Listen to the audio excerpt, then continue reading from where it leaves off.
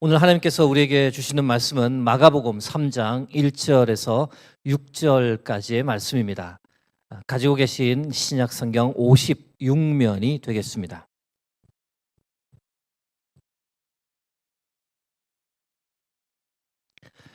허락하신 말씀 마가복음 3장 1절에서 6절까지의 말씀 교독하겠습니다. 예수께서 다시 회당에 들어가시니 한쪽 손 마른 사람이 거기 있는지라. 사람들이 예수를 고발하려 하여 안식일에 그 사람을 고치시는가 주시하고 있거늘 예수께서 손 마른 사람에게 이르시되 한가운데에 일어서라 하시고 그들에게 이르시되 안식일에 선을 행하는 것과 악을 행하는 것, 생명을 구하는 것과 죽이는 것 어느 것이 옳으냐 하시니 그들이 잠잠하거늘 그들의 마음이 완악함을 탄식하사 노하심으로 그들을 둘러보시고 그 사람에게 이르시되 내 손을 내밀라 하시니 내밀매 그 손이 회복되었더라. 바리새인들이 나가서 곧 헤롯 당과 함께 어떻게 하여 예수를 죽일까 의논하니라. 아멘. 이 예배 가운데 하나님께서 우리와 함께 하시는 줄 믿습니다. 함께 하시는 하나님께서 우리 각자에게 말씀하실 때 아멘으로 응답하고 삶에서 순종하는 은혜가 우리 모두에게 넘치길 주의 이름으로 축복합니다. 오늘은 바리새인이란 제하에 여러분과 말씀을 나누겠습니다. 마가복음 3장 1절 말씀입니다. 예수께서 다시 회당에 들어가시니 한쪽 손 마른 사람이 거기 있는지라. 이 구절에서 언급되고 있는 회당은 가버나움 회당을 가리킵니다. 가버나움 회당은 전에 말씀드린 적이 있습니다만 로마의 백부장이 지은 회당입니다. 누가복음 7장 5절 말씀입니다. 그가 우리 민족을 사랑하고 또한 우리를 위하여 회당을 지었나이다 하니, 이 회당의 회당장은 야이로였습니다. 예수님께서 이 회당을 자주 방문하셨는데 예수님께서 주 거주하셨던 곳이 바로 가버나움이었기 때문입니다. 오늘날 예수님께서 이 회당을 들어가시다 한쪽 손 마른 사람을 발견했습니다. 한 번에 알아보시길 치유를 받기 위해 찾아온 사람임을 예수님께서 알아보셨습니다. 당시 이미 예수님에 대한 소문이 근처에 파다하게 퍼졌고 사방에서 사람들이 몰려들었습니다. 예수라는 사람이 각종 병든 사람을 고쳐주고 귀신 들린 사람을 치유해 준대. 사람들이 이런 말을 하는 것을 한쪽 손 마른 사람이 들었고 예수님을 만나기 위해 가버나움 회당까지 왔습니다. 태어날 때부터 또는 어렸을 때부터라는 이런 표현이 성경에 없는 것으로 보아 성인이 된 후 이 증상 때문에 고생하게 되었음을 알 수 있습니다. 어떤 일을 하다가 또는 질병이나 사고를 당해 이런 손근육 마비 증상이 시작되었음을 짐작할 수 있습니다. 한쪽 손을 쓰지 못하니 얼마나 생활에 큰 불편함을 느꼈을까. 더욱이 일을 제대로 할 수 없어 생계 유지가 참으로 힘든 상황이었습니다. 그래서 한쪽 손 마른 사람은 낫고자 하는 간절한 마음을 가지고 예수님을 만나기 위해 가버나움 회당까지 왔던 겁니다. 마가복음 3장 2절 말씀입니다. 사람들이 예수를 고발하려 하여 안식일에 그 사람을 고치시는가 주시하고 있거늘. 이 한 구절 보시면 느끼시겠지만 예수님을 향해 그리 호의적이지 않은 분위기가 회당 안에 돌고 있음을 감지할 수 있습니다. 이유가 무엇이었을까? 그날이 안식일이었기 때문입니다. 현대에도 정통 유대인들은 이 안식일을 지키기 위해 철저히 애씁니다. 정통 유대인이라고 하면 지금 사진에서 보는 사람들인데 예수님 당시와 연결해서 생각하면 이 사람들이 바로 바리새인의 후예들입니다. 안식일 준수는 하나님의 말씀에 근거한 겁니다. 두 가지를 하지 말라라고 모세를 통해 하나님께서 명령하셨는데 하나는 일하지 말라, 다른 하나는 불 피우지 말라는 겁니다. 안식일은 금요일 해지기 직전부터 시작해 토요일 해진 직후까지 이어집니다. 정통 유대인들은 일하지 말라, 불 피우지 말라라는 이 두 가지 명령을 철저하게 준수하기 위해 노력합니다. 일하지 말라는 말씀 지키기 위해 안식일에는 글 쓰는 행위를 하지 않습니다. 운전을 하지도 않고 남의 집 초인종도 누르지 않습니다. 심지어 승용차 트렁크에서 유모차를 꺼내지도 못합니다. 모두 다 일이라고 규정하기 때문입니다. 나라 전체를 보더라도 안식일에는 대중교통이 전혀 운행되지 않습니다. 불 피우지 말라는 명령 역시 철저하게 안식일에 지킵니다.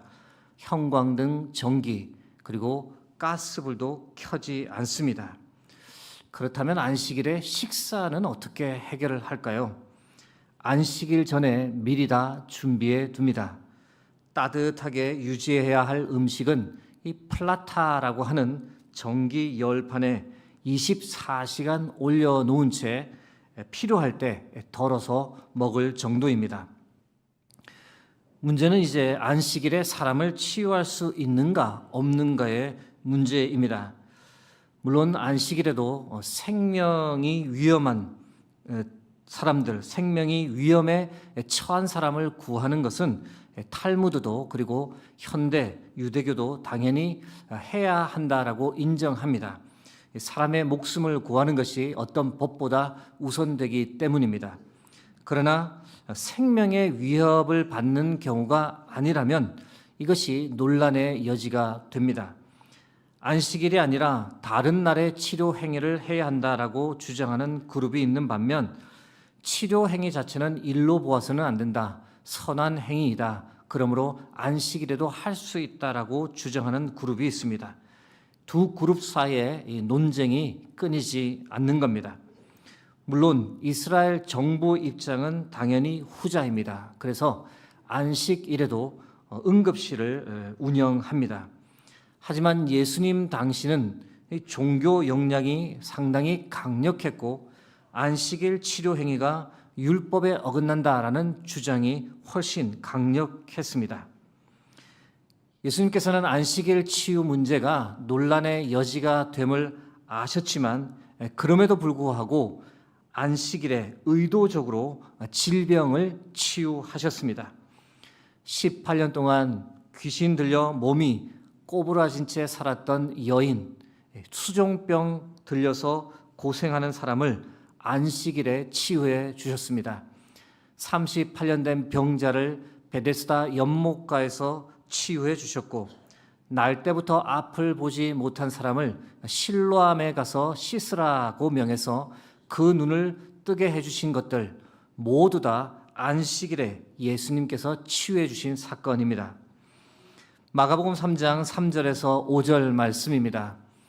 예수께서 손 마른 사람에게 이르시되 한가운데에 일어서라 하시고 그들에게 이르시되 안식일에 선을 행하는 것과 악을 행하는 것, 생명을 구하는 것과 죽이는 것 어느 것이 옳으냐 하시니 그들이 잠잠하거늘 그들의 마음이 완악함을 탄식하사 노하심으로 그들을 둘러보시고 그 사람에게 이르시되 내 손을 내밀라 하시니 내밀매 그 손이 회복되었더라. 예수님 손 마른 사람을 안식일에 치유해 주셨습니다. 그러면서 안식일 치유 행위가 과연 하나님의 법에 어긋난 것이냐라는 질문을 주위 사람들에게 던졌습니다. 여러분, 사람들은 예수님의 질문에 아무런 답도 하지 못했습니다. 이유가 무엇이었을까요? 그 질문에 반박할 수 없었기 때문입니다. 그들은 자신들이 옳다고 안식일 치유 행위는 금하는 것이 장로들의 전통이라고 주장했지만 안식일 치유 행위가 어떻게 율법에 어긋나는지는 정확히 확신할 수 없었습니다. 그것을 하나님께서 기뻐 받으실 수 있다라는 그 가능성을 완전히 배제하지 못했기 때문에 그들은 잠잠했습니다. 여러분, 어떤 문제에 옳고 그름을 논할 때 조금 더 진리에 가까운 선택을 하려면 어떻게 해야 할까요? 가장 좋은 방법은 그 일이 내 자녀에게 일어났을 때 나는 어떻게 반응할까? 이 생각을 해보시면 됩니다. 예를 들면 이런 거죠. 안식일 치유 행위를 목숨 걸고 반대하던 사람에게 이 오늘 본문에 손 마른 질병 걸린 자녀가 있었다라고 가정해 보겠습니다. 그런데 예수님께서 안식일에 이 자신의 자녀의 질병을 치유해 주셨습니다. 여러분, 안식일 치유 행위를 반대하던 그 아버지의 마음이 과연 어떠할까요? 안식일 치유 행위는 금지야라고 그렇게 그 부모가 과연 말했을까요?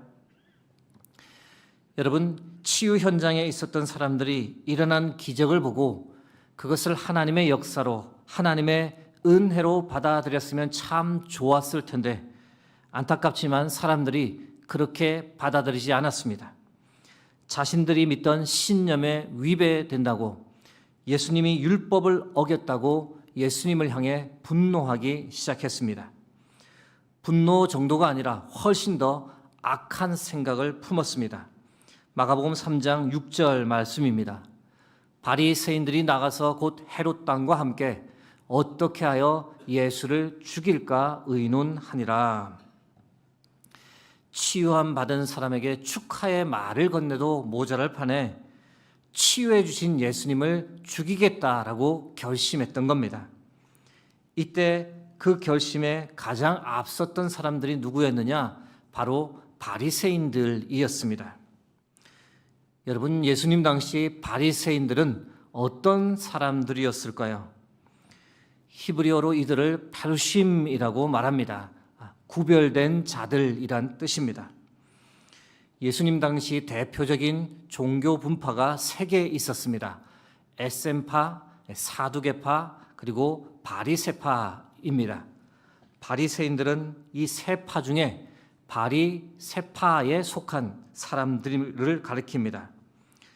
바리새인들 당시 로마의 지배하에 있었지만 로마의 영향을 받지 않으려고 오직 하나님의 말씀과 율법 준수에 몰두했습니다.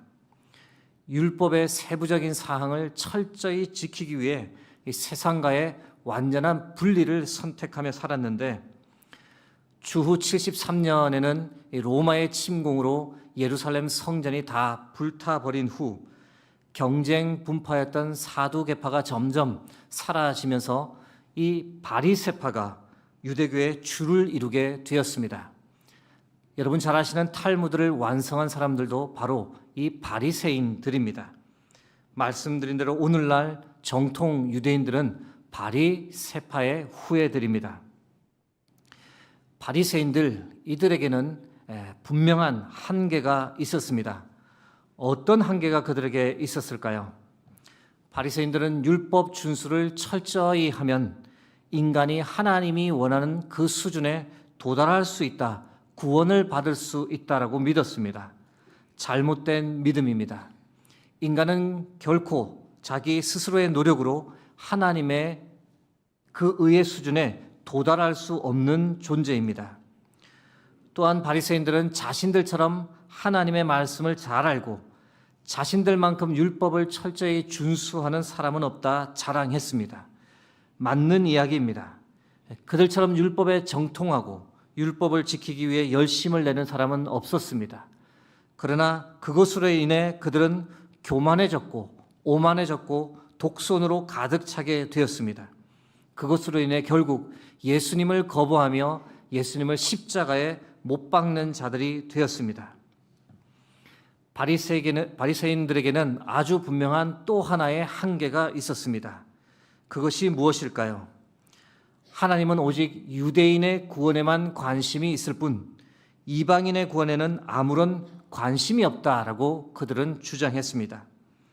심지어 같은 동족 유대인이라 할지라도 회당 생활을 하지 않는 세속 유대인은 하나님의 구원을 받지 못한다라고 말했습니다. 그래서 성경에도 보시면 세리들, 창녀들, 율법과 무관한 세속 유대인들을 바리새인들은 죄인이라고 정죄했던 겁니다.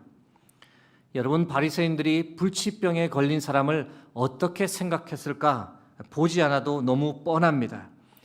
저 사람들은 하나님의 저주를 받은 사람이야, 하나님의 구원을 받지 못할 사람들이야 라고 규정했습니다. 참 놀라운 것은 예수님 때나 지금이나 이 점은 똑같습니다. 여러분, 현대에도 정통 유대인들은 전도를 하지 않습니다. 왜냐하면 자신들만 구원을 받고 이방인은 저주를 받은 민족이라 여전히 생각하기 때문입니다. 심지어 정통 유대인들은 같은 동족인데 세속 유대인들에게 침을 뱉기도 합니다. 저들 또한 구원받지 못할 사람들이라고 그렇게 규정하기 때문입니다. 그런데 예수님 당시 그릇된 종교적 압박이 참으로 강했지만 예수님은 이 바리새인과 전혀 다르게 생각하고 행동하셨습니다. 유대 사람들이 사람 취급하지 않던 사마리아 여인에게 복음을 전했습니다. 바리새인들이 싫어하던 세리, 삭개오에게도 복음을 전했습니다. 심지어 가늠하다 현장에서 잡힌 여인에게도 하나님의 나라를 전해 주었습니다. 두로와 시돈 이방 먼 지역까지 가서 가나안 여자의 귀신 들린 딸을 치유해 주시며 그녀의 가족 모두에게 구원과 하나님의 나라를 전했습니다. 예수님은 당시 바리새인들이 죄인이라고 규정했던 그 많은 사람들에게 나아가 오히려 열심히 복음을 전하셨습니다. 유대 민족이라는 경계를 훌쩍 뛰어넘어 이방인 타 민족에게까지 구원과 생명의 선물을 주셨습니다. 예수님께서 왜 안식일에 의도적으로 치유의 사역을 하셨을까? 단지 안식일 치유 행위가 가능하다는 것을 사람들에게 알려주려고 했을 뿐 아니라 바리새인들이 정죄하던 사람들, 즉 이방인, 세리, 죄인들까지도 하나님께서는 구원하시고자 원하시는 분임을 당시 종교 지도자들에게 아주 강력하게 알리기 위해 예수님께서는 의도를 가지고 안식일에 치유하셨음을 우리가 발견합니다. 여러분, 예수님과 이 바리새인의 극명한 대조를 어떻게 표현할 수 있을까? 이렇게 한번 표현해 봅니다. 살리려는 예수님, 그것과 반대로 죽이려는 바리새인. 여러분, 예수님과 바리새인 사이에 왜 이런 극명한 이 대조적인 모습, 삶의 태도가 나타났을까요? 가장 먼저는 바리새인들이 하나님을 잘못 이해해서 그렇습니다. 여러분, 구약 성경을 보더라도 하나님은 이방인을 구원하시고자 하는 그 마음이 있으셨음을 우리에게 분명히 알려줍니다. 요나서 4장 11절 말씀을 예로 들 수 있는데 함께 합독하겠습니다. 하물며 이 큰 성읍 니느웨에 있는 좌우를 분별하지 못하는 자가 12만 명이요 가속도 많이 있었느니 내가 어찌 아끼지 아니하겠느냐 하시니라. 이스라엘을 멸망시킨 대적 아수르의 수도 니느웨에 관한 이야기입니다. 심지어 그들조차도 하나님은 긍휼히 여기시며 아끼겠다라고 말씀하십니다. 그런데 바리새인들은 이런 본문에는 아예 관심을 두지 않습니다. 왜냐하면 자신들의 신념에 맞지 않기 때문입니다. 여러분, 예수님과 바리새인의 이 가장 큰 차이가 무엇일까요? 하나님 아버지의 마음을 가지고 있느냐, 그렇지 않으냐, 잃어버린 자를 찾아 구원하고자 하는 긍휼의 마음이 있느냐 없느냐, 이것이 바로 예수님과 바리새인의 큰 차이점입니다. 여러분, 급작스러운 전환이지만 여기서 우리는 우리 자신에게 다음과 같은 질문을 던져보아야 합니다. 혹시 나는 바리새인화 되어가고 있지는 않은가? 여러분, 신앙생활 한편으로는 참 쉽지만 다른 한편으로 참 어렵습니다. 정신 차리고 있지 않으면, 영적으로 깨어있지 않으면 어느 순간 내 자신이 바리새인처럼 변해버리기 때문입니다. 여러분, 모든 것은 형식이 아니라 마음입니다. 마음을 잃어버리면 결국 형식만 남게 되고 신앙생활이 아니라 종교생활을 하며 구원에서 멀어지게 됩니다. 사랑하는 성도 여러분, 우리가 살면서 항상 우리의 신앙 상태를 잘 점검할 필요가 있습니다. 내 자신이 바리새인화 되어가고 있지 않은지 잘 체크해야 합니다. 우리 신앙 상태를 점검하는 것 중에 주로 이야기하는 것이 무엇입니까? 예배에 잘 참석하는가? 기도를 열심히 드리는가? 하나님의 말씀을 읽는가? 이런 점검 목록을 주로 이야기하는데 이것들은 다 외형적인 겁니다. 겉으로 드러난 행위입니다. 여러분, 이거보다 더 중요한 것이 무엇일까요? 나는 과연 하나님 아버지의 마음을 품고 있는가? 여러분, 이것이 더 중요합니다. 이것이 가장 중요합니다. 무거운 질문이지만 동시에 가장 근본적인 질문이기에 우리가 우리 자신에게 꼭 물어야 하는 질문입니다. 여러분, 여러분에게는 하나님 아버지의 마음이 여러분의 마음에 있습니까? 하나님 아버지의 마음이 과연 무엇일까요? 여러분, 이미 답을 아시겠지만 잃어버린 영혼을 찾아 구원하고자 하는 마음이 바로 하나님 아버지의 마음입니다. 여러분, 그 마음 때문에 우리가 구원을 받고 하나님의 자녀가 되었으며 그 마음 때문에 우리가 이 시간 하나님께 영광스러운 예배를 드리며 은혜 가운데 살아가는 겁니다. 그러므로 우리가 받은 그 은혜를 있는 그대로 다른 사람에게 알려주는 것, 그것이 바로 하나님 아버지의 마음이며 잃어버린 영혼을 찾아 구원하고자 하는 마음입니다. 그 마음이 얼마나 간절했던지 예수님께서도 우리에게 거듭 신신당부하십니다. 가라, 가서 전해라. 너희가 받은 것을 그대로 나누어 주라. 하나님의 사랑, 하나님의 마음을 믿지 않는 사람에게 알려주어라.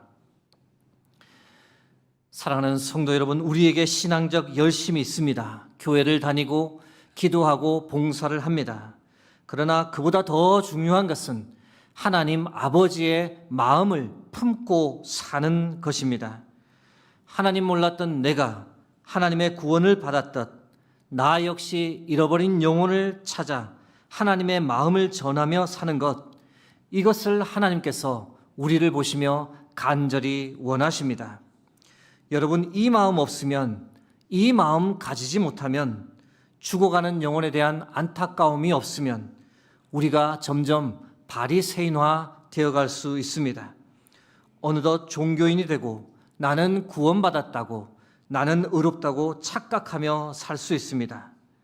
내가 누구인지 모르고 내가 무엇을 위해 사는지 그 목적도 모른 채 바리새인처럼 살아갑니다. 이전에 제가 이 부분에 대해서 참 많은 고민을 하다 한 성도님께 질문을 드렸습니다. 우리는 왜 잃어버린 영혼을 찾아 구원하고자 하는 마음, 전도하고자 하는 마음, 하나님의 마음을 상실한 채 살아갈까요? 한편으로 변명처럼 들릴 수 있지만 참 솔직한 답을 그 성도님께서 저에게 하셨습니다. 저도 처음 믿었을 때 하나님께서 얼마나 뜨거운 마음을 주셨는지 모릅니다. 하나님 사랑을 크게 느꼈고 믿지 않는 사람들에게 열심히 전도했습니다. 그때는 제가 정말 성령 충만한 삶을 살았습니다. 그런데 시간이 점점 지나면서 제 주위에 예수님을 믿지 않는 사람보다 교회 다니는 사람이 훨씬 많아졌습니다. 교회에서 대부분의 시간을 보내다 보니 만나고 교제하는 사람들이 대부분 교회 성도들이었습니다. 그러면서 교회 생활은 점점 더 은혜롭고 행복해졌는데 전도해야 한다는 생각은 자연스럽게 점점 더 멀어졌습니다. 여러분, 이분의 답변 어떻게 생각되십니까? 공감이 많이 되실 겁니다.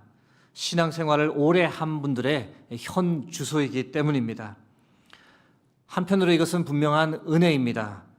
예수님을 영접하고 교회에 잘 정착한다는 것 쉬운 일이 아니기 때문입니다.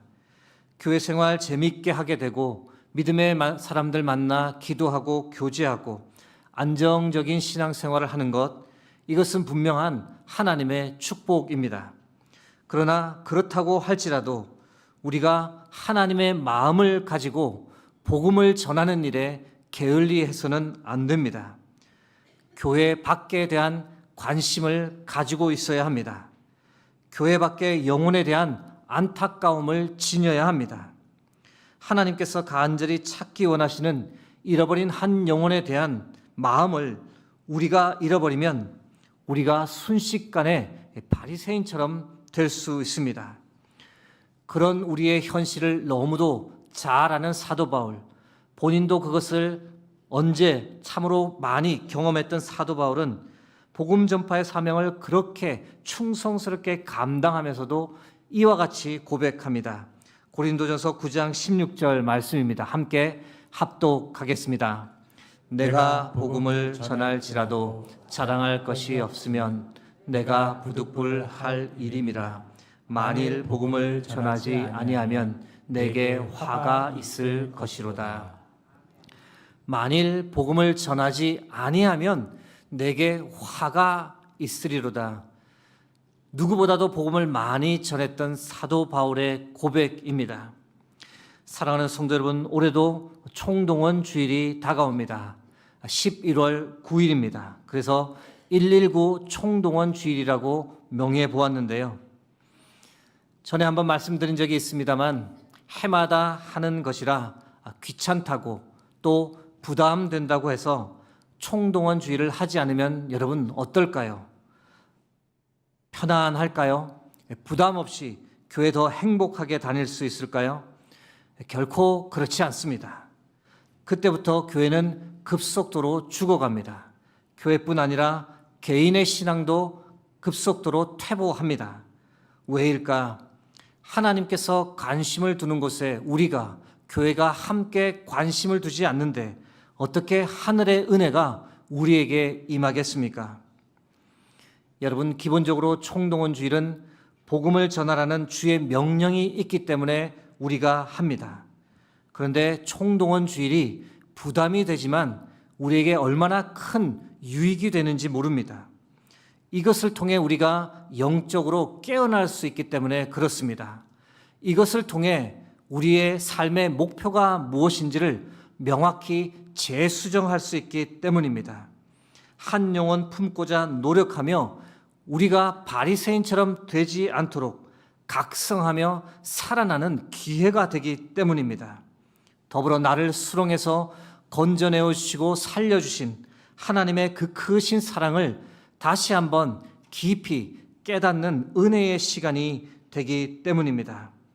사랑하는 성도 여러분, 참 부담되지만 다가오는 총동원 주일을 통해 하나님 아버지의 마음을 다시금 우리 안에 품을 수 있는, 한 영혼을 간절히 찾고자 하는 하나님의 그 마음을 우리가 본받아 살아갈 수 있기를 주의 이름으로 축복합니다. 오늘 이 시간에 우리가 함께 전도 대상자, 장기 결석자를 작정하고자 합니다. 주보와 함께 작정 카드를 다 받으셨을 텐데요. 작정 카드 한번 보시면 참 예쁘게 잘 만들었습니다. 볼펜이 필요할 텐데 가지고 계신 분은, 볼펜을 이미 가지고 계신 분은 본인 펜을 사용하시고, 지금 볼펜이 필요하다라고 하시는 분들은 손을 들어서 표해 주시면 되겠습니다. 그러면 안내위원, 교육자님들께서 여러분에게 볼펜을 가져다 드리겠습니다. 볼펜 사용 후에는 In my pocket 하지 마시고 그 자리에 그대로 놔두시면 다음에도 저희들 쓰도록 하겠습니다. 작정 카드 안을 열어보시면 전도 대상자, 장기 결석자 이름을 쓰게 되어 있는데 조금 번거로우시더라도 두 번을 쓰셔야 됩니다. 왼쪽, 오른쪽 두 번을 씁니다. 몇 번을 쓴다고요? 두 번을 씁니다. 왼쪽은 적어서 제출해 주시고 오른쪽은 적어서 내 성경책에 끼워두고 기도하시면 되겠습니다. 제가 잠깐 기도하고 우리가 함께 작정하겠습니다. 하나님, 살면서 참 바쁘다고 말하며 하나님 아버지의 마음을 품지 못하고 그 마음으로부터 너무 멀리 떨어진 채 살았습니다. 하나님, 아버지의 마음을 품을 수 있도록 도와주옵소서. 이 시간 총동원 주의를 위해 작정하는 시간인데 영혼 구원 사명에 눈을 뜨게 하시고 우리가 전도할 영혼들을 볼 수 있도록 우리의 마음과 생각을 열어 주옵소서. 그래서 우리를 통해 잃어버린 한 영혼이 주께로 돌아오는 역사가 일어나는 것을 우리가 목도하는 복된 인생 되게 하옵소서. 모든 영광을 주께 드리며 예수 그리스도의 이름으로 기도드립니다. 아멘. 네, 이 시간에 머리에 떠올리는 분들, 이름을 모르겠다 그러면 옆집 사람 이렇게 적어 두셔도 되겠습니다. 옆집 그 남자.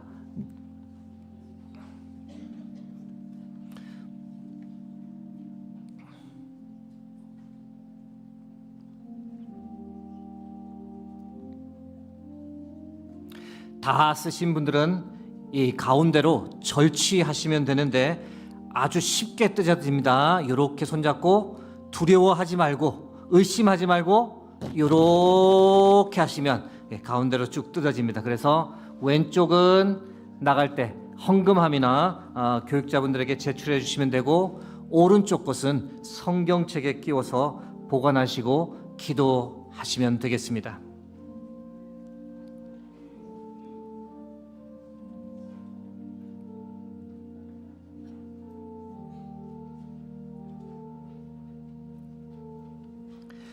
앞으로 우리가 어떻게 준비해 가야 할지 잠깐 말씀드립니다. 오늘 작정은 하셨고 그 다음으로 중요한 것은 기도입니다. 매일 정한 시간에 작정한 전도 대상자, 장기 결석자를 위해서 기도하고, 일주일 전에는 특별 새벽 기도회가 있습니다. 그때 또 집중적으로 저희가 함께 기도하겠습니다. 평상시에 관계를 잘 형성하는 것이 중요한데, 만날 수만 있다면 가벼운 만남도 가지고 또 기도 제목도 듣고, 그리고 매주 월요일이나 일주일에 한 날을 정해서 그분에게 문자를 보내면 좋겠습니다. 문자 보낼 때 어떻게 보내야 될지 좀 걱정도 되시잖아요. 바로 뒤에 보시면 전도 대상자를 위한 축복의 문자 메시지 예문이 있습니다. 그래서 하나씩 선택하셔서 한 주에 하나씩 보내시다가 저희들이 이분들을 11월 9일에 초청해서 하나님 앞으로 모셔오는 그런 복된 시간이 되기를 소망합니다. 사랑하는 성도 여러분, 우리 모두가 하나님 아버지의 마음을 함께 품을 수 있기를 바랍니다. 오히려 총동원 주일이 부담이 되는 시기가 아니라 감사한 시기라고, 이것을 통해 주의 복음을 전하고 우리가 바리새인화 되는 것이 아니라 하나님의 복된 자녀다운 삶을 사는, 하나님 찾으시는 한 영혼을 주께로 이끌어오는 복된 삶을 사는 그런 역사가 일어날 줄 믿습니다. 여러분 믿으십니까? 네, 함께 기도하겠습니다.